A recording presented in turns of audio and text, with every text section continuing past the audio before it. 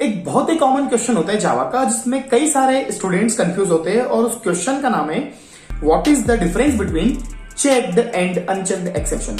दोस्तों हम सभी को पता होता है कि रन टाइम पर आने वाली जो एरर्स होती है उन्हें हम कहते हैं एक्सेप्शन।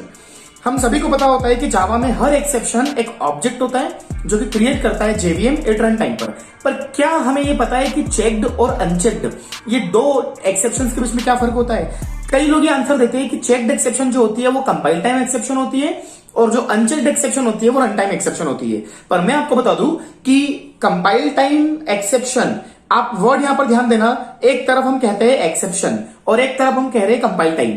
इसका मतलब एक्सेप्शन तो रन टाइम पर आती है, देन हम ये कैसे कह सकते हैं कि checked exception compile time exception है? देखिए चेक्ड है या अनचेक्ड है तो एक्सेप्शन मतलब आनी रन टाइम पर ही है। फिर हम ये कैसे कह सकते हैं कि checked exception compile time exception होती है? तो इस पूरे क्वेश्चन का जो आंसर है इस वीडियो में आप देखिएगा।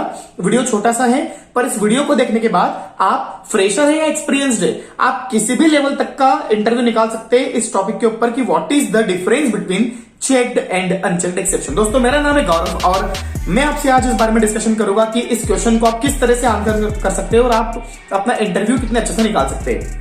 चलिए हम लोग यहां पर स्टार्ट करते हैं सबसे पहले कि चेक्ड एक्सेप्शन क्या होती है। देखिए दोस्तों आप लोग जो कहते हैं कि checked exception is a compile time exception, तो आपको यह समझना पड़ेगा कि इसको हम लोग कंपाइल टाइम एक्सेप्शन क्यों कहते हैं।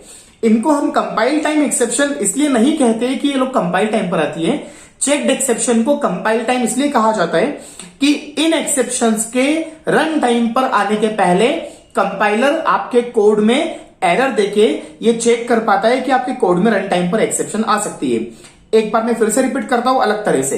दोस्तों हमने हमेशा देखा है कि जब भी हम प्रोग्राम कोड करते हैं और कंपाइल करते हैं तो कंपाइल हो जाता है, पर जब रन टाइम पर जेवीएम प्रोग्राम को रन करता है तो उसमें क्या आती है? एक्सेप्शन आती है। पर दोस्तों सोचिए कि अगर हम प्रोग्राम को कंपाइल करें और हमारा कंपाइलर हमें पहले से ही वार्न कर दे या एरर दे दे कि इस कोड में रन टाइम पर क्या आ सकती है? एक्सेप्शन। तो यहां पर कंपाइलर ने काम क्या किया? यहां पर कंपाइलर ने आपके प्रोग्राम में सिंटेक्स चेक करके ये बताया कि रन टाइम पर एक्सेप्शन आ सकती है और ऐसी एक्सेप्शंस जिनके आने की पॉसिबिलिटी कंपाइलर हमें रन टाइम के पहले ही बता दे कि वो एक्सेप्शन रन टाइम पर आ सकती है। दोस्तों इन्हीं एक्सेप्शंस को हम लोग कहते हैं चेक्ड एक्सेप्शन। तो अब आप समझ पा रहे हैं कि चेक्ड एक्सेप्शन को कंपाइल टाइम एक्सेप्शंस क्यों कहा जाता है। तो इन शॉर्ट हम लोग ये समझ सकते हैं कि ऐसी एक्सेप्शंस जो कंपाइलर कंपाइल टाइम पर हमें वार्न कर दे रन टाइम पर आने से पहले, उन्हें हम कहते हैं चेक्ड एक्सेप्शन मतलब कंपाइल टाइम एक्सेप्शन। और यहां पर कंपाइल टाइम का मतलब ये नहीं कि वो कंपाइल टाइम पर आ रही है, आएगी तो रन टाइम पर अगर उनको आपने हैंडल नहीं किया तो। एक तरफ तो हम ये कहते हैं कि हमें हमारे कोड में एक्सेप्शन आएगी या नहीं आएगी ये पता नहीं होता है क्योंकि ये रन टाइम पर समझ में आता है। पर सोचिए कि अगर आपको कंपाइलर पहले से वार्न कर रहा है कि आपके कोड में रन टाइम पर एक्सेप्शन आ सकती है तो इससे अच्छी बात क्या होगी? तो इस केस में आप उस एक्सेप्शन को पहले से ट्राई और कैच लगाकर हैंडल करके जाए ताकि रन टाइम पर अगर एक्सेप्शन आती है तो हैंडल हो जाए इजी। तो दोस्तों अब हम लोग बात करते हैं अनचेक्ड एक्सेप्शन की जिन्हें हम कहते हैं रन टाइम एक्सेप्शन। और मैं आपको बताना चाहता हूं कि लास्ट अभी हम लोगों ने बात करी कंपाइल टाइम एक्सेप्शन की, तो कंपाइल टाइम एक्सेप्शन कौन कौन सी होती है? जैसे for example SQL exception, class not found exception, okay, IO exception, ये कई तरह की एक्सेप्शन है जो अगर आपके प्रोग्राम में आने वाली होगी तो कंपाइलर पहले से आपको एक वार्निंग देगा, एक एरर देगा कि इनको हैंडल करके जाओ, अगर इनको हैंडल नहीं करोगे तो कोड कंपाइल नहीं होगा। सिमिलरली कुछ एक्सेप्शंस ऐसी भी होती है जिस केस में कंपाइलर आपको कोई एरर नहीं देता है, डायरेक्टली वो कब आती है? रन टाइम पर बिना किसी वार्निंग के। उन्हें हम कहते हैं अनचेक्ड मतलब जो सीधे रन टाइम पर आती है बिना किसी वार्निंग के। अब ऐसी कौन कौन सी एक्सेप्शंस होती है जो डायरेक्टली रन टाइम पर आती है? तो आप सभी जानते हैं जब मैं किसी नंबर को 0 से डिवाइड करता हूं तो कंपाइलर उस समय कोई एरर नहीं देगा पर सीधे रन टाइम पर आती है अरिथमेटिक एक्सेप्शन। जब मैं किसी एरे को क्रिएट करता हूं और मैं एरे की बाउंड्री क्रॉस करता हूं, मैं 5 साइज के एरे में 6th वाली वैल्यू एक्सेस करता हूं तो कंपाइलर वार्न नहीं करता है, सीधे रन टाइम पर क्या आती है? Array index out of bound exception, null pointer exception, class cast exception.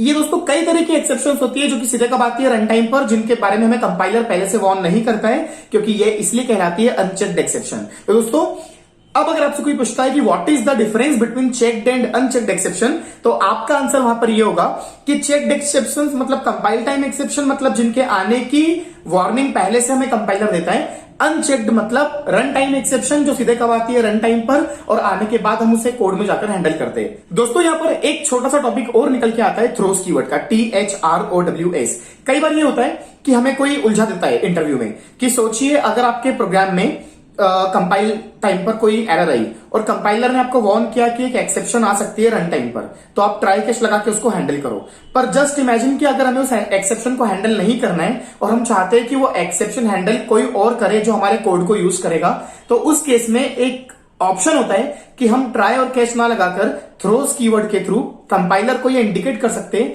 कि इस कोड को अभी तो कंपाइल करो, रन टाइम पर जो होगा वहां पर देखा जाएगा। इसका मतलब कंपाइल टाइम एक्सेप्शंस मतलब चेक्ड एक्सेप्शन अगर आपके प्रोग्राम में है तो कंपाइलर आपको दो ऑप्शन देगा, या तो आप उसको हैंडल करके रन करो या आप उसको थ्रोज लगा के रन करो। हैंडल करके रन करते हो तो हैंडलिंग आप कर रहे हो एक्सेप्शन की, थ्रोज लगा के आप उसको कंपाइल कर रहे हो, इसका मतलब कंपाइलर को ये इंडिकेशन मिल जाएगा कि हैंडलिंग कोई और करेगा जो आपके कोड को यूज करेगा। तो ये अगेन बहुत इंपॉर्टेंट क्वेश्चन है इंटरव्यू पॉइंट ऑफ व्यू से। एक्सेप्शन क्या होती है इसके बारे में पहले मैंने आपको बताया था एक वीडियो में कि ऐसी एरर जो रन टाइम पर आती है वो एक्सेप्शन होती है, पर टेक्निकली इसका आंसर ये था कि रन टाइम पर जब आपके कोड में कुछ अनएक्सपेक्टेड होता है तो जावा वर्चुअल मशीन जेवीएम आपके प्रोग्राम में पॉज करके एक ऑब्जेक्ट बनाता है और वो ऑब्जेक्ट ही कहलाता है आपका एक्सेप्शन ऑब्जेक्ट। दोस्तों उम्मीद करता हूं ये क्वेश्चन आपको क्लियर हो चुका होगा।